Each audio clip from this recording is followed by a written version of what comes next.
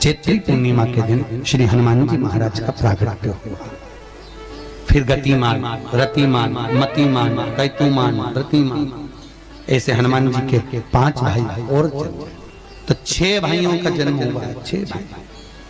पंचमुखी हनुमान का एक स्मरण, पंचमुखी हनुमान का एक भाव।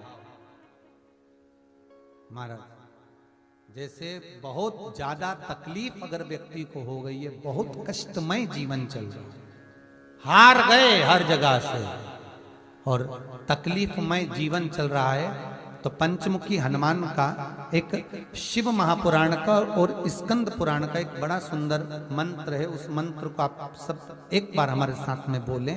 ओम नमो हनुमते रुद्र अवताराय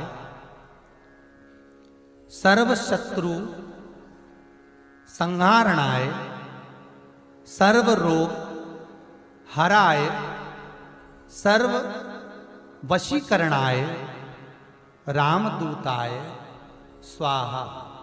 बस इस मंत्र को हाथ में काली तिल लेकर, एक जौ लेकर और गूगल लेकर, थोड़ा सा इसमें गाय का घी डालकर, कंडे को या अग्नि को जलाकर इस मंत्र का 11 बार 21 बार जाप कर कर अपनी कामना कर कर छोड़ दीजिए। कैसा भी रोग हो, बीमारी हो, कष्ट हो, दुख हो, तकलीफ हो, 21 दिन के अंदर वो आनंद आना प्रारंभ कर देता है। महाराज, इस मंत्र, स्कंद पुराण का, शिव महापुराण का ये मंत्र मूल पंचमुखी हनुमान सुख देंगे। और एक और चीज याद रखिए महाराज, यदि कोई काम के लिए जा रहे हो, कोई व्यापार के लिए जा रहे हो या नौकरी करने के लिए जा रहे हो और लगी नहीं रही, बहुत तकलीफ पा रहे हो, सर्विस ही नहीं लग रही, बहुत कष्टमय हो गया, तो निवेदन करूंगा 5 पीपल के पत्ते पर बेसन के 5 लड्डू घर में बने हुए, गाय के घी के 5 लड्डू रख लो। उस लड्डू के बीचों बीच एक आटे का दिया और उसमें तिल्ली का तेल डालकर इसी मंत्र का प्रयोग कर कर पंचमुखी हनुमान का किसी भी हनुमान के मंदिर में जाकर, दक्षिण मुखी हनुमान के मंदिर में जाकर उसको रख कर आ जाइए। इसके बाद आप उस काम के लिए जाइए, आपका काम सफल हो जाएगा। आपको किसी को नहीं कहना पड़ेगा कि हाथ जोड़ना नहीं पड़ेंगे, किसी के पांव नहीं पड़ना पड़ेंगे, तुरंत काम होगा। बस इस मंत्र का स्मरण कर कर पंचमुखी हनुमान का भूतेश्वर जो मंत्र है वो सुख देने वाला। आज भी नियम है महाराज, जिसकी फैक्ट्री नहीं चलती हो, प्रॉपर्टी की आप खरीदारी बेचादारी करते हो, प्रॉपर्टी से जुड़ा हुआ काम करते हो या लोहे से जुड़ा हुआ करते हो या फैक्ट्री आदि का कर्म करते हो, कोई मैन्युफैक्चरिंग करते हो, वो नहीं चल रहा, तो हनुमान जी के उल्टे पांव का सिंदूर लीजिए और हनुमान जी के दूसरे नंबर के भाई गतिमान का नाम लीजिए। किसका नाम लेना है? गतिमान। गतिमान का नाम लेकर फैक्ट्री के बाहर या फैक्ट्री पर एक स्वस्तिक का निर्माण कर दीजिए, हनुमान जी के उल्टे पांव के सिंदूर और गतिमान का नाम लेकर। कभी आपकी फैक्ट्री कोई काम नहीं निकालेगी, उन्नति की ओर ही लेकर जाएगी, कभी घाटे की ओर नहीं जाएगी। गतिमान का नाम, रतिमान, केतुमान, मतिमान, ये जितने भी नाम है हनुमान जी के भाइयों के, ये सब कल्याण करते, एक एक नाम कल्याण करते हमारे, एक एक। यदि बच्चे को सर्दी ज्यादा होती है, निमोनिया ज्यादा होता हो, ठंडा का कोटा ज्यादा रहता हो, तो पीपल के 5 पत्ते महाराज उस पे घृत लगाकर हनुमान जी के तीसरे नंबर के भाई व्रतिमान का नाम लेकर, व्रतिमान का नाम लेकर बच्चे की छाती पर एक वस्त्र से उसको बांध दीजिए, रात्रि भर बंधे रहने दीजिए महाराज। तो बस एक बार बांधना है, उसके बाद सर्दी का कोटा नहीं रहता महाराज, बच्चा स्वस्थ अपने आने। हनुमान जी महाराज के जितने भी भाई हैं सबका आनंद सुख चरणारविंद। अगर किसी पति पत्नी में झगड़ा चल रहा हो, प्रेम नहीं बढ़ रहा हो, बहुत क्लेश हुई और अदालत में बात पहुंच गई, तलाक होने वाला है, तो भी गतिमान का नाम लेकर हनुमान जी के मंदिर में एक ध्वजा लगा दी जाती है और उस पर ध्वजा पर स्वस्तिक बना दिया जाता है गतिमान का नाम लेकर। तो पति पत्नी का प्रेम वापस बढ़ जाता है और तलाक नहीं होता है महाराज। जिसका तलाक नहीं चाहिए, अगर मन से सोच के बैठे कि तलाक चाहिए तो मत करना, पर नहीं चाहिए, प्रेम बढ़ाना है, उसके लिए गतिमान। ये लोग तो ऐसे हैं, उनका आज तक हनुमान चालीसा पढ़ना नहीं है, आज तक कोई चालीसा, चाहे गायत्री चालीसा हो, लक्ष्मी चालीसा हो, शिव चालीसा हो, पढ़ना ही नहीं आती। बस बैठ गए भगवान के सामने और पढ़ लिया आसन लगा के। नहीं नहीं नहीं, चालीसा पढ़ने का भी एक नियम है। अगर कोई लक्ष्य लेकर पढ़ रहे हो तो उसका एक नियम है। पूरी जिंदगी पढ़ते रहोगे तो भगवान की प्राप्ति नहीं है, पर लक्ष्य लेकर अगर पढ़ा है आसन से, जिस भगवान की चालीसा पढ़ रहे हो उसकी मूर्ति या उसका फोटो आपके सामने होना चाहिए। एक घी का दिया, अगर हनुमान चालीसा पढ़ रहे हो तो या तो घी का दिया जलाओ, वो भी गाय के घी का हो, भैंस के घी का मत जलाना। हनुमान जी कभी प्रकट नहीं होंगे भैंस के घी से। घी का दिया लगाइए अगर चालीसा का पाठ कर रहे हो हनुमान जी का। और बहुत ज्यादा संकट है, बहुत ज्यादा परेशानी है, तो हनुमान चालीसा का पाठ करो तो तिल्ली के तेल का दिया लगाओ, काली तिल के तेल का दिया, तिल का तेल का दिया हनुमान जी के सामने आसन बिछाकर। बहुत तकलीफ है तो 3 पाठ प्रतिदिन करो और एक आसन से जितने समय, 9 बजे अगर आप बैठते हो पाठ करने तो 9 बजे ही बैठना है। 11 दिन तक प्रतिदिन 3 पाठ रोज करो। एक पानी का लोटा, कलश, तांबे का जल अर्थात तांबे का लोटा हो, स्टील का लोटा हो, तुम्हारे पास जो कलश हो उसमें जल भरकर, एक सिक्का उसमें पटक कर, एक लौंग पटक कर प्लेट से ढक कर रख दो और प्रतिदिन बस टाइम पर बैठकर पाठ करो। 11 दिन पूर्ण होंगे, जिस कामना से आपने पाठ करा है बस वो सिक्का, वो लौंग कलश में से निकाल लो, जल का आचमन करो और जिस काम के लिए करा है वो जल उस प्रयोग में ले लो। उस प्रयोग, किसी से बात करने जाना है तो वो जल पी कर जाइए, कोई से हाथ मिलाना है तो वो सिक्का, वो लौंग अपने हाथ में रखिए, अपने साथ रखिए। जब अपना कोई पैसा अटक जाता है, कोई कार्य अटक जाता है, कोई फाइल अटक जाती है, कोई काम नहीं होता, तो 5 जगह पर जल चढ़ाना प्रारंभ कर देते। पहला, ये शिवलिंग जलाधारी, बीच में अशोक सुंदरी का स्थान, 5 जगह पर हम जल चढ़ाना प्रारंभ कर देते हैं जब कोई काम अटकता। पहला गणेश जी के स्थान, दूसरा षडानंद कार्तिकेय का स्थान, तीसरे नंबर पर अशोक सुंदरी का स्थान, चौथे नंबर पर जलाधारी के चारों तरफ और 5वां शिवलिंग का स्थान। जब हम यहाँ से जल चढ़ाना चालू करते हैं, फिर जल को यहाँ चढ़ाते हैं, फिर मध्य चढ़ाते हैं, फिर जलाधारी पर चढ़ाते हैं, उसके बाद शिवलिंग पर हम जल चढ़ाते हैं और धीरे धीरे जल चढ़ाकर अपनी जब कामना करते हैं, कितना भी कहीं पर भी पैसा अगर अटका होता है, 3-4 महीना अगर लगातार रोज जल चढ़ा है तो बाबा रास्ता खोज ही देता है, वो आता ही। हनुमान जी के एक भाई का नाम है गतिमान। क्या नाम है? गतिमान। कभी स्कंद पुराण अगर पढ़े तो रामेश्वर में, रामेश्वर धाम की स्थापना में हनुमान जी का वर्णन पूरा है। कभी मौका लगे तो आप श्रवण करना स्कंद पुराण, तो उसमें हनुमान जी के भाई गतिमान का व्याख्यान लिखा हुआ है। अगर कोई व्यापार, व्यवसाय या कोई गाड़ी या कोई फैक्ट्री, जो लोहे का काम करने वाले हैं, जिनकी फैक्ट्रियां चल रही हो, वाहन का कोई गाड़ी लाके एक्सीडेंट हो जाता है, कोई पकड़ लेता है, कोई चक्कर आ जाता है, कुछ ना कुछ प्रॉब्लम, अगर लोहे से जुड़ी हुई फैक्ट्री हो, व्यापार हो, व्यवसाय हो, गाड़ी हो, घोड़ा हो, उसमें तकलीफ आ रही हो कि उल्टे पांव का सिंदूर लाकर गाड़ी पर या फैक्ट्री पर स्वस्तिक बना दिया जाए और गतिमान का नाम लेकर बनाया जाए, तो उस फैक्ट्री में कभी तकलीफ नहीं आ सकती, उसमें उन्नति ही बढ़ेगी। हनुमान जी के भाई गतिमान का स्मरण कर, गतिमान, यहां तक गतिमान का स्मरण किया गया है। अगर किसी पति पत्नी में झगड़ा चल रहा हो, ये लोग तो ऐसे हैं, उनको आज तक हनुमान चालीसा पढ़ना नहीं है, आज तक कोई चालीसा, चाहे गायत्री चालीसा हो, लक्ष्मी चालीसा हो, शिव चालीसा हो, पढ़ना ही नहीं आती। बस बैठ गए भगवान के सामने और पढ़ लिया आसन लगा के। नहीं नहीं नहीं, चालीसा पढ़ने का भी एक नियम है। अगर कोई लक्ष्य लेकर पढ़ रहे हो तो उसका एक नियम है।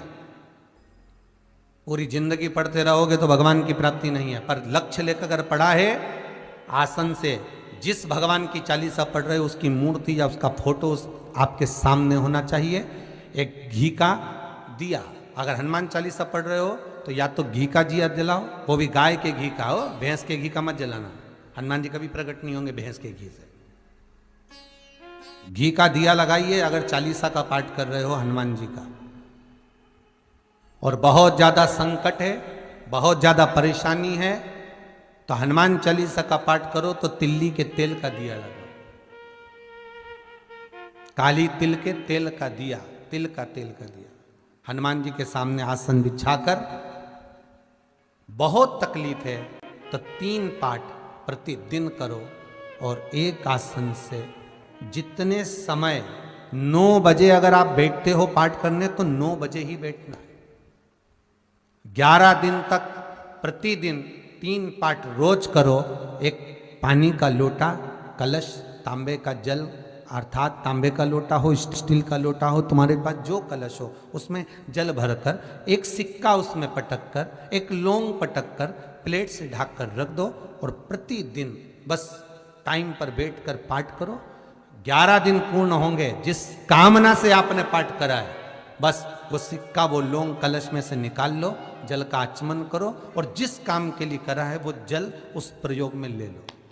उस प्रयोग, किसी से बात करने जाना है तो वो जल पी कर जाइए, कोई से हाथ मिलाना है तो वो सिक्का, वो लौंग अपने हाथ में रखिए, अपने साथ रखिए। राम जी महाराज जब गए, हनुमत चरित्र कहता, राम जी महाराज जब जाने लगे तो उन्होंने हनुमान जी से कहा कि तुम क्या चाहते हो? हनुमान जी बोले मेरे को जाना है, क्योंकि जहां राम वहां हनुमान। हनुमान जी जब कहने लगे कि मेरे को जाना है तो राम जी महाराज बोले नहीं नहीं हनुमान, तुझे सबसे ज्यादा प्रिय क्या है? तो कह राम।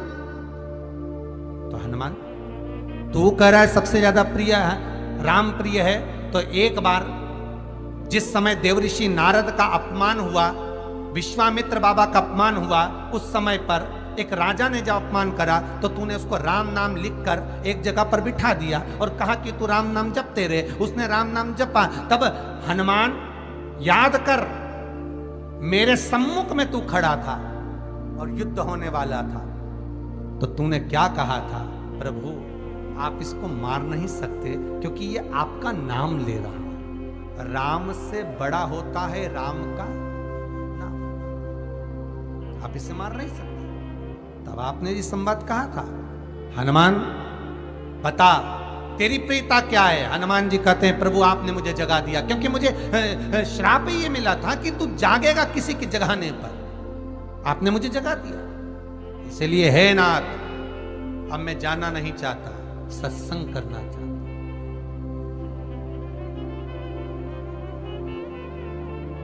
श्री राम जी का चरित्र, अब मैं सत्संग करूंगा, भजन करूंगा, नाम जाप करूंगा। पर राम जी जानते हैं हनुमान से, कहा हनुमान मेरा जाने का समय आ गया, मुझे तो जाना पड़ेगा ना। सीता पृथ्वी में चली गई, मुझे भी जाना है। मैं सरयू के जल में अपने प्राणों को त्यागूंगा, मानव का शरीर है, इसको त्यागना तो पड़ेगा ना हनुमान। हनुमान जी बोले तो त्याग दो, त्यागने में क्या दिक्कत है, त्यागो आप तो। पर दिक्कत एक बहुत बड़ी है। तो राम जी ने जैसी कहा दिक्कत बहुत बड़ी है, तो हनुमान जी पूछे ऐसी कौन सी दिक्कत है? हनुमान जी के शब्द सुने तो राम जी बोले, जब जिस समय पर तुम सूर्य को निगल गए थे, इंद्र को क्रोध आया था और इंद्र ने तुम पर वज्र का जब प्रहार करा था, जब वज्र का प्रहार इंद्र ने करा तब तुम्हारा नाम हनुमान हुआ। तब सारे देवी देवताओं ने तुम्हें वर प्रदान करा। उस जगह पर यमराज भी खड़ा था, तो यमराज ने तुम्हें वर दिया था कि जहां हनुमान होगा वहां यमराज नहीं होगा। अब दिक्कत यह है कि मुझे प्राण त्यागना है और तू मुझे 1 मिनट के लिए नहीं छोड़े तो यमराज आएगा कैसे? दिक्कत वहां अड़ी पड़ी।